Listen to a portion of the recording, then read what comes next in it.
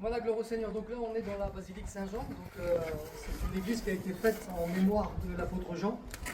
Parce qu'on explique que sa tombe est juste à côté. Et on sait que, selon l'histoire, que Jean est mort très vieux et qu'il est mort aux alentours de l'an 100, 120, c'est ce que l'on dit en tout cas.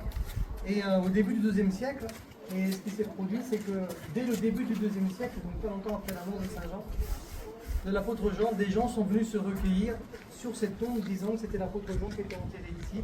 Et au IVe siècle, donc on a construit donc, ce bâtiment en mémoire de l'apôtre Jean, qui était l'ancien de la région, parce qu'il était celui qui chapeautait les églises d'Asie mineure.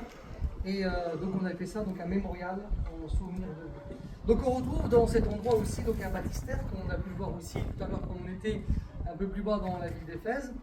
On se rend compte que même si ça date du IVe siècle, qu'il y avait encore des baptêmes par immersion, et ça c'est important parce que dans l'Église catholique, dès le IIe siècle, on a commencé déjà à faire aussi des baptêmes par infusion, à cause, comme je vous l'ai dit, d'un écrit qu'on appelait la Didaché des 12 apôtres, donc c'est-à-dire l'enseignement des 12 apôtres, à cause que dans certains endroits, les rivières étaient asséchées et qu'il n'y avait pas assez d'eau pour faire des baptêmes par immersion, parce que pour les Juifs, il fallait de l'eau vivante en fait. Nous on baptise des fois dans l'eau morte, c'est de l'eau du robinet que nous on prend. Mais il fallait soit de l'eau vive pour eux ou soit de l'eau vivante, de l'eau qui coule. Donc ici on est au IVe siècle, ce qui est important c'est quoi? C'est que on baptise quand même par immersion.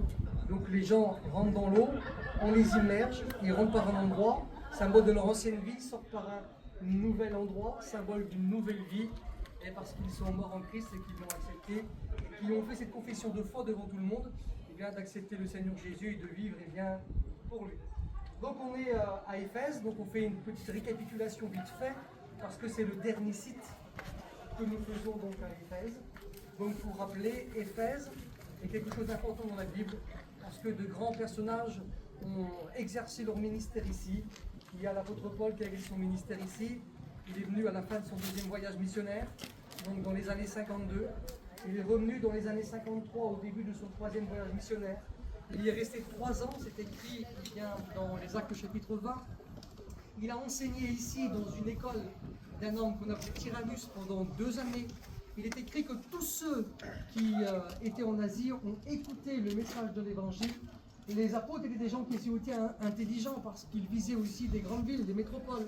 Parce qu'ils se disaient que si on touche les gens dans les grandes villes, c'est des grands ports de commerce. Les gens voyagent, discutent. S'il y en a qui se convertissent, pourraient propager l'évangile aussi ailleurs.